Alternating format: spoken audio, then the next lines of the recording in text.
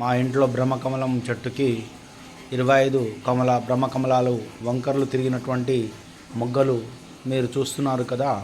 మరి ఈ బ్రహ్మకమలాలు ఉన్న చోట అన్నీ శుభప్రదమే, శ్రీకరం మరియు శుభకరమే కాకుండా మరి పువ్వులు ఎలా ఉంటాయంటే సుందరంగా సుగంధ పరిమళ మిళితమై మరియు ఈ శ్వేత బ్రహ్మకమలాలు మరి వికసిస్తాయి.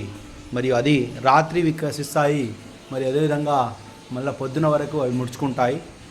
కాబట్టి రాత్రి మేల్కొని వీటిని తెంచి భగవంతుని సమర్పించినట్లయితే మనకు అన్ని మంచి శుభ ఫలితాలే వస్తాయి.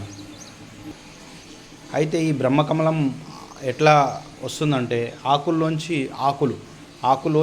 ఆకులు వస్తూ మరియు అదేవిధంగా మరి ఆకుల్లోంచి ఈ విధంగా మొగ్గలు రావడం జరుగుతుంది. మరియు మొగ్గల్లోంచే పువ్వులు పూసిపోయడం జరుగుతుంది. ఇది ఈ మొక్క యొక్క ప్రత్యేకత. మరియు ఈ బ్రహ్మకమలాలు వర్షాకాలంలో చాలా ఎక్కువగా వస్తాయి. దీని ఆకులను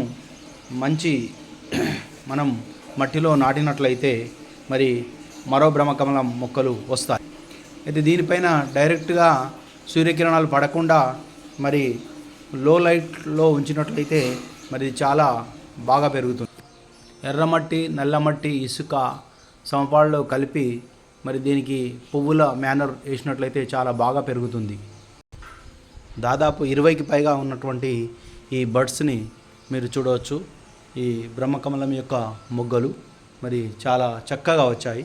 మరి ఇంకొన్ని రోజుల్లో పువ్వులుగా వికసించడానికి అవకాశం ఉంది. సో ఇవి మా ఇంట్లో పూసినటువంటి మొగ్గలు.